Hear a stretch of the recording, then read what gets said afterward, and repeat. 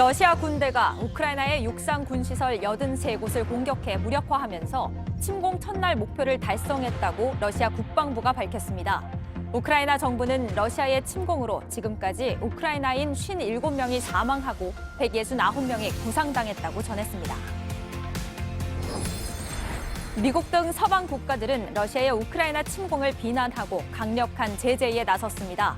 조 바이든 미국 대통령은 러시아에 대한 첨단 기술 제품 수출을 통제하는 등 경제 제재와 함께 독일에 미군 7,000명을 추가 파병하기로 했습니다. 대통령 선거를 12일 앞두고 중앙선관위가 주관하는 두 번째 TV 토론이 열립니다. 정치 분야에 대한 오늘 토론에서 후보들의 안보 의식도 선명하게 드러날 것으로 보입니다. 금요일인 오늘 중부지방에는 빗방울이 조금 떨어지는 가운데 낮 기온이 크게 올라 비교적 포근하겠습니다. 수도권과 강원 영서, 충청 지역의 미세먼지 농도는 나쁨 수준을 보이겠습니다.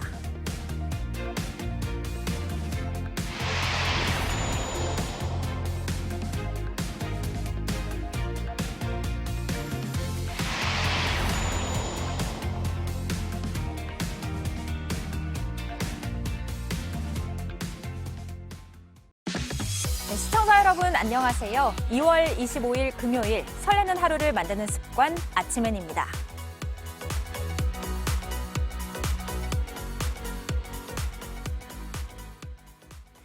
러시아가 우크라이나를 침공한 지 만 하루도 안 돼 수도인 키예프 북부까지 진입한 것으로 전해졌습니다.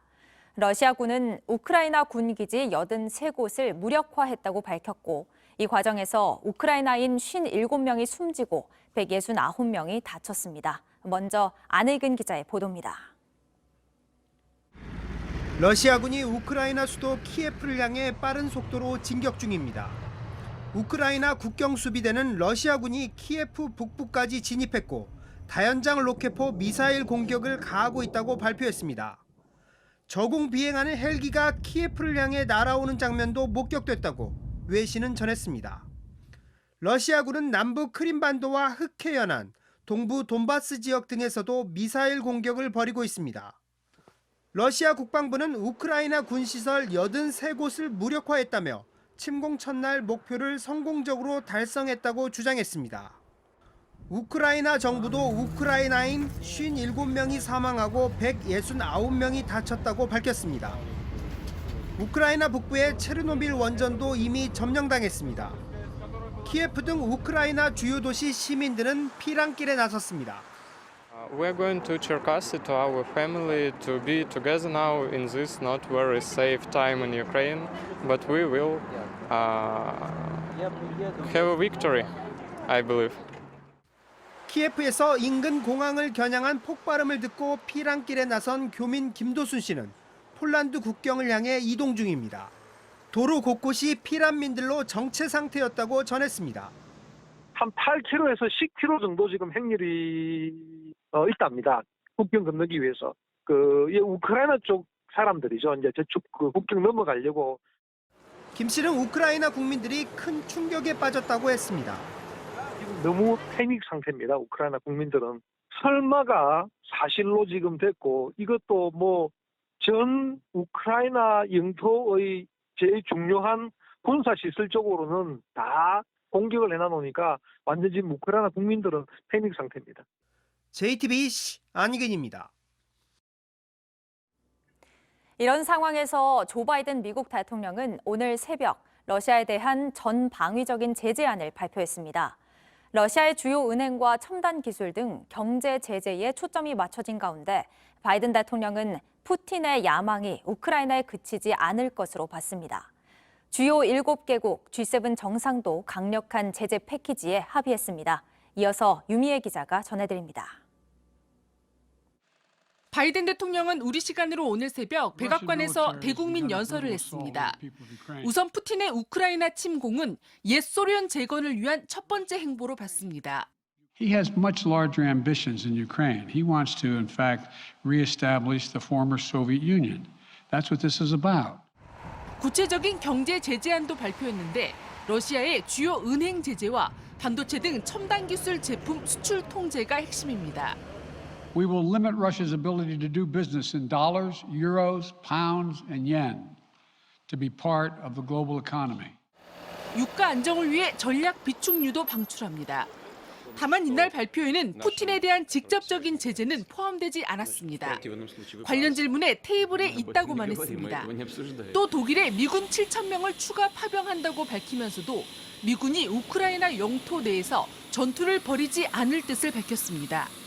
미국이 지상군을 파견하는 시나리오는 그 가능성이 매우 낮습니다. 3차 세계대전 혹은 핵전쟁으로 비화될 수도 있다는 바이든 대통령의 표현은 미국의 대응이 주로 제재 정책에 집중될 것이라는 점을 분명히 하는 셈입니다. 특히 이라크 전쟁 실패 이후 미국 국내적으로 해외 군사 개입에 대한 부정적 여론이 매우 커졌고 실제 미국인 대부분은 우크라이나 사태에 과도하게 개입하는 것에 대해 부정적입니다. 최근 AP통신의 여론조사에서 미국이 우크라이나 사태 해결을 위해 중요한 역할을 해야 한다는 답변은 26%에 그쳤습니다. 이날 주요 7개국 G7 정상은 화상회의를 하고 강력한 제재 패키지에도 합의했습니다. 유엔 안전보장이사회는 현지 시간 25일 러시아의 우크라이나 침공을 규탄하는 결의안 표결에 들어갑니다. JTBC 유미입니다. 문재인 대통령은 이번 사태를 무력 침공으로 규정하고 유감을 표명했습니다. 우리 정부도 국제사회의 제재 조치에 발맞춰 반도체 등 핵심 부품에 대한 수출 통제에 나설 것으로 보입니다. 이도성 기자입니다. 문재인 대통령은 서훈 국가안보실장의 보고를 받고 무고한 인명피해를 야기하는 무력 사용은 어떤 경우에도 정당화될 수 없다고 말했습니다. 국제사회의 경고와 외교적 노력에도 우려했던 무력 침공이 발생해 유감스럽다며 국제 제재에 함께하겠다는 뜻도 밝혔습니다. 국제사회의 책임 있는 일원으로서 무력 침공을 억제하고 사태를 평화적으로 해결하기 위해 경제 제재를 포함한 국제사회의 노력의 지지를 보내며 이에 동참해 나갈 것이다. 정부는 하루 전만 해도 신중한 태도를 보였습니다.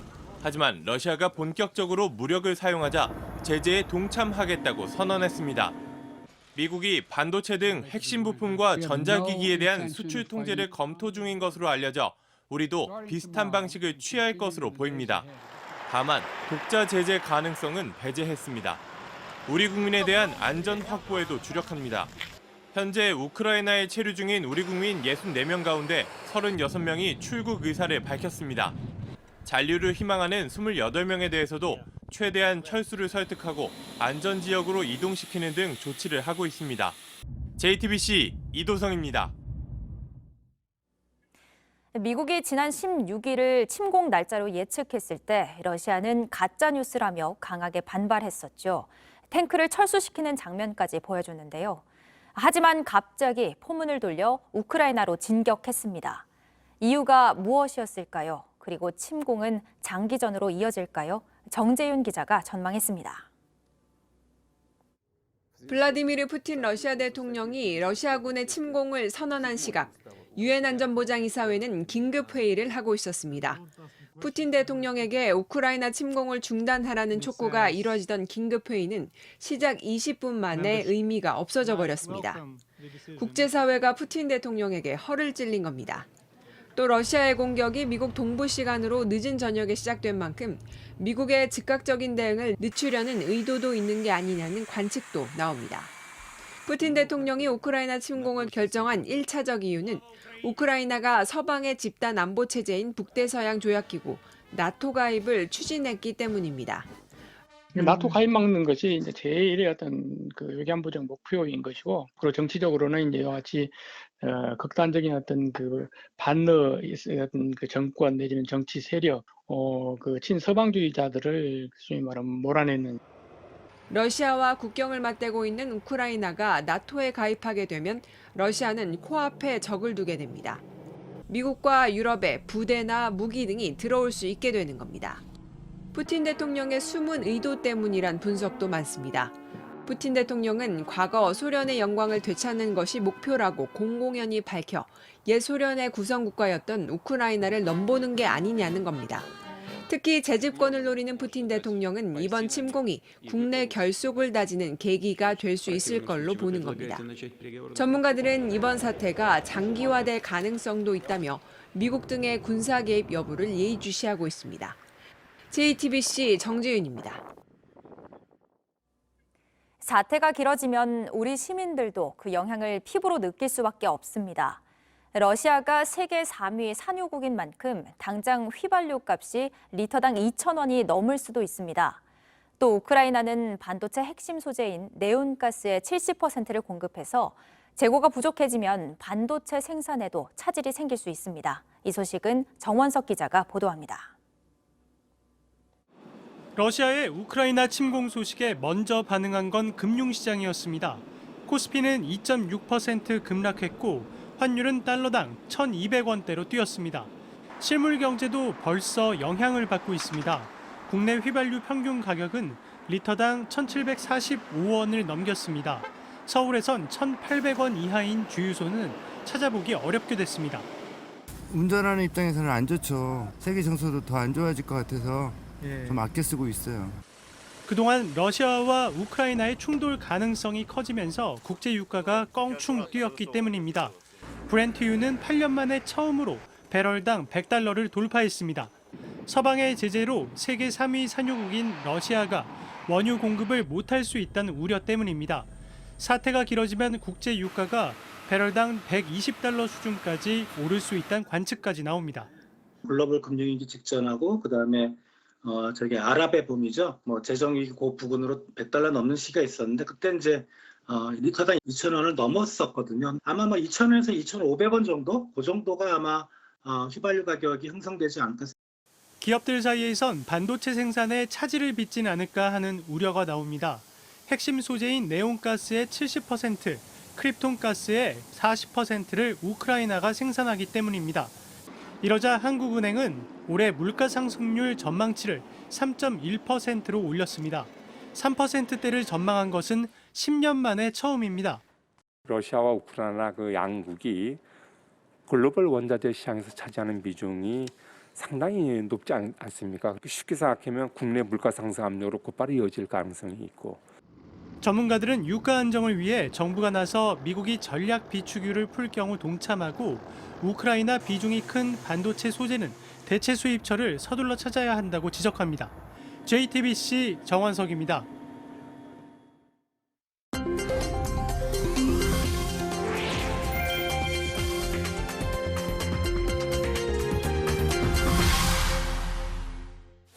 러시아가 우크라이나를 침공하면서 세계 각국의 기자들도 그곳으로 모이고 있는데요. 생방송 중에 이런 일도 있었습니다. 우크라이나 키예프로 함께 가보시죠. 어두운 시내를 배경으로 한 기자가 현지 상황을 생중계하고 있습니다. Matthew, is it safe where you are? Pinpoint. Yeah, I think it's relatively safe at the moment. Look, I've got a. 폭발음에 놀란 기자는 당황한 듯 뒤를 돌아보다가 바닥에 있던 방탄조끼를 서둘러 착용합니다. 급박했던 순간이 실시간으로 전 세계에 전달됐습니다. 스튜디오의 앵커도 걱정스러운 표정을 감추지 못하는 모습인데요. 현장에 나가 있던 특파원은 방탄모까지 착용한 후 생중계를 마쳤고 영상을 본 전 세계인들은 두 나라의 향후 행보에 우려를 표하면서 큰 관심을 쏟고 있습니다. 녹슨 지붕에 구멍이 뚫려 있습니다. 남미 코스타리카 한 가정집의 계집인데요. 3년 전 작은 운석이 떨어져 구멍이 났습니다. 운석을 맞은 이 계집이 미국 크리스티의 온라인 경매에 나와 44,000달러, 우리 돈으로 5,300만 원에 팔렸습니다. 경매에 함께 나온 운석은 2,500만 원에 팔렸는데 경매사 측에 따르면 집이 더 비싸게 팔린 이유가 운석보다 운석에 맞은 물건이 더 희귀해서라고 합니다. 우주에서 떨어진 로또, 집주인인 댕댕이는 평생 사료값 걱정 없겠네요. 빨강, 노랑, 보라, 색색의 야생난초들이 화려하게 피어 있습니다. 꽃들을 보니 봄이 성큼 다가온 것 같은데요. 뉴욕의 보타니 식물원에서 매년 난초를 주제로 열리는 오키드 쇼의 모습입니다. 이번 전시의 가장 큰 볼거리는 거울 조각으로 만든 꽃터널인데요. 이 통로를 지나면 꽃밭에 둘러싸인 기분을 느낄 수 있다고 합니다. 관람객들은 먼저 온 봄을 만끽할 수 있어 즐겁다는 반응입니다. 밤에는 칵테일과 함께 음악 연주회까지 볼 수 있다고 하는데요. 전시는 다음 달까지 계속됩니다. 지금까지 제나였습니다.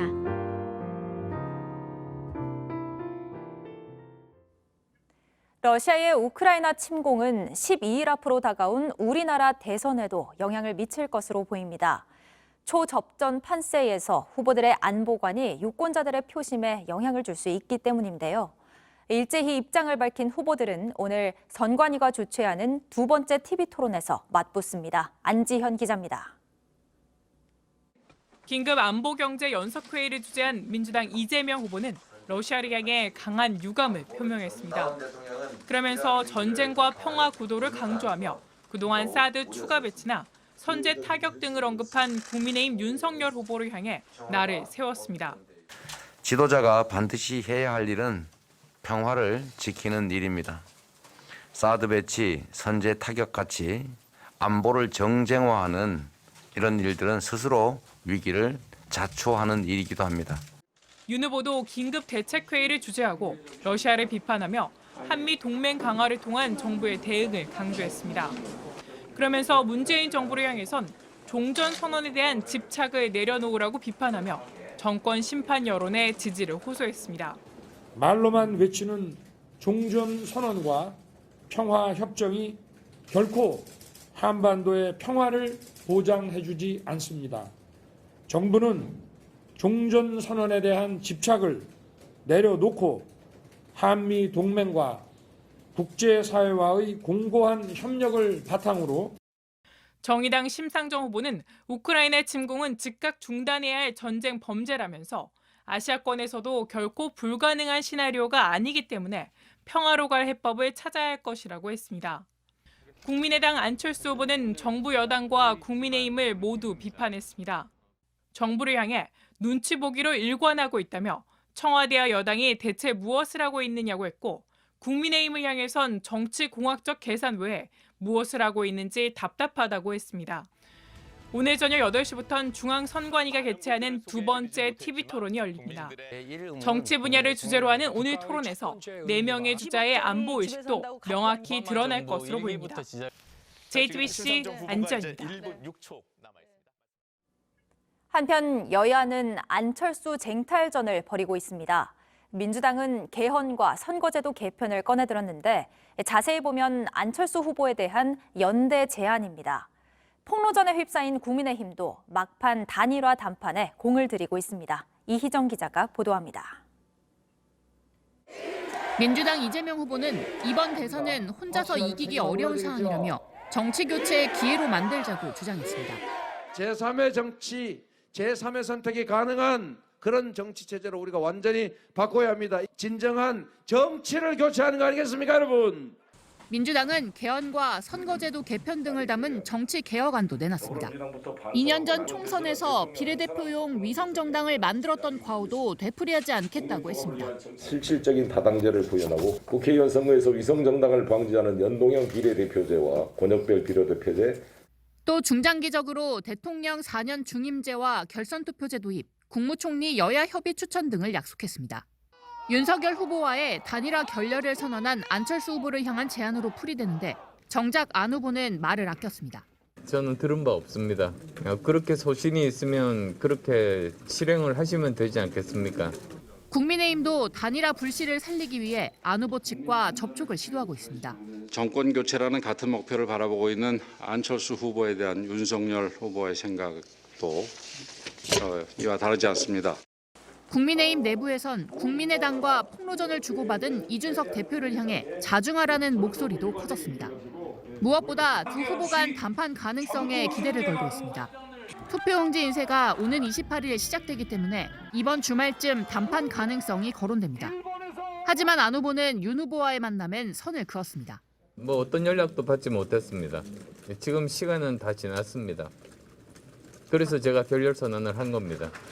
JTBC 이희정입니다. 코로나에 걸려 집에서 치료를 받던 어린아이들이 잇따라 숨졌습니다. 백신도 맞지 못하고 면역력이 약한 아이들이 상태가 갑자기 나빠졌을 때 바로 제대로 된 치료를 받을 수 있도록 방역당국은 전담 병상과 응급의료센터를 더 늘리겠다고 했습니다. 유요한 기자의 보도입니다. 경북 예천군에 사는 7살 A양은 지난 18일 확진 판정을 받았습니다. 확진 당시 약간의 열을 빼곤 멀쩡했습니다. 하지만 이틀 뒤부터 갑자기 배와 가슴에 통증이 시작됐습니다. 일반 관리군으로 분류가 돼서 이제 재택 치료를 시작을 했고요. 가슴도 좀 아프다 그러고 음식도 못 먹겠다고. A양은 곧바로 병원으로 옮겨졌지만 상태가 더 심해지면서 끝내 지난 22일 숨졌습니다. 멀쩡하던 아이가 확진 판정 나흘 만에 갑자기 숨진 겁니다. 저희들 조사한 거로는 특별한 기저질환은 없었습니다. 코로나19가 원인이 되어서 급성 심근염이 직접 사인이라고. 같은 날 수원에선 태어난 지 4개월 된 비군이 숨졌습니다. 역시 재택 치료를 받던 중이었습니다. 숨을 쉬고 있지 않다고 해서 신고가 들어왔고 의식호흡 같은 게 잡히지 않아서 심폐소생술을 하다가 병원 이송한. 수원에선 지난 18일에도 재택 치료를 받던 생후 7개월 된 C군이 병원을 찾아 헤매다 숨지기도 했습니다. 숨진 아이들 모두 일반 관리군으로 분류돼 대면 진료를 받지 못했습니다. 여전히 12세 미만은 백신 접종을 할 수 없고 성인보다 면역력이 약하지만 환자 관리는 어린아이 할 것 없이 같이 이루어지고 있습니다. 급성 어떤 탈수나 급성 경련으로 사망했을 확률도 굉장히 높기 때문에 바로 치료를 들어갈 수 있게 해줘야 돼요. 방역 당국은 아동 청소년 사망을 막기 위해 전담병상을 864개까지 늘리고 소아 전문 응급의료센터도 확대한다는 계획입니다. JTBC 유요한입니다.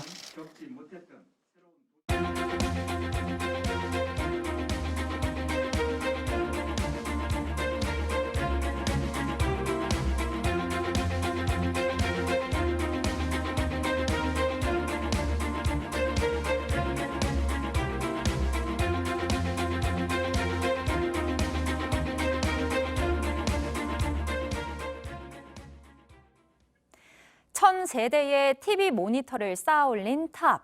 비디오 아티스트 백남준이 남긴 가장 큰 작품 다다익선에 4년 만에 다시 불이 켜졌습니다. 대수술을 마치고 시험 가동 중인데요. 이선화 기자가 다녀왔습니다. 낡은 모니터 가장 아래층부터 한 대씩 켜지며 영상이 나오기 시작합니다. 8층으로 쌓아올린 TV 모니터 탑 다다익선입니다. 1000세대 전부가 다시 이렇게 불을 밝혔는데요. 가동이 중단된 지 4년 만입니다. 1988년 서울 올림픽에 맞춰 만든 이 거대한 작품은 매일 8시간 넘게 30년을 돌아가다 보니 화재와 폭발 위험이 있다는 안전진단 끝에 작동을 멈췄습니다. 잦은 고장으로 땜질식 수리를 해왔지만 문제는 오래된 브라운관이었습니다. 이런 두툼한 TV는 더 이상 생산하지 않아 전 세계 중고 시장을 뒤져야 했습니다. 전문가들이 머리를 맞댄 끝에 2년 전 대수술에 들어갔습니다. 가장 위에 있는 TV는 볼록한 케이스 안에 현대식 LCD 모니터를 끼워 넣으면서 21세기형 다다익선으로 복원했습니다. 처음엔 하루 2시간, 이어서 4시간, 6시간, 시험 가동 시간을 조금씩 늘리며 수시로 점검합니다. 저희가 지금 시험 운전을 하고 있는데 몇 시간을 가동하느냐에 따라서 수명이 달라지게 돼요. 혁신가 백남준은 새 기술로 고쳤으면 된다 했지만 기존 장비와의 조화부터 이런 수리 방식이 또 얼마나 버텨줄 건지까지 남은 이들의 고민은 큽니다. 올 여름이면 90번째 생일을 맞는 백남준은 생전에 히포크라테스의 경고를 비틀어 인생은 길고 예술은 짧다고 했는데 작품이 이렇게 오래 살아 숨쉬게 될 줄은 본인도 몰랐을 겁니다. JTBC 이선화입니다. 금요일인 오늘은 전국에 구름이 많고 중부지방에는 빗방울이 조금 떨어지겠습니다. 아침 기온은 대부분 영하권이지만 낮 기온은 서울과 춘천, 대전이 10도, 남부지방은 13도 안팎까지 크게 오르면서 비교적 포근하겠습니다. 대신 밤사이 북서풍을 타고 미세먼지가 넘어와 수도권과 강원 영서, 충청 지역의 미세먼지 농도는 나쁨 수준을 보이겠습니다. 토요일인 내일은 대부분 지역에 눈이나 비가 내리겠습니다. 저희가 준비한 소식들 여기까지입니다. 20대 대선 정강정책 방송 연설 관계로 오늘도 조금 일찍 마무리합니다. 아무쪼록 시청자 여러분들 모두 건강하고 평안한 주말 보내시길 바랍니다. 고맙습니다. 아침엔 JTBC.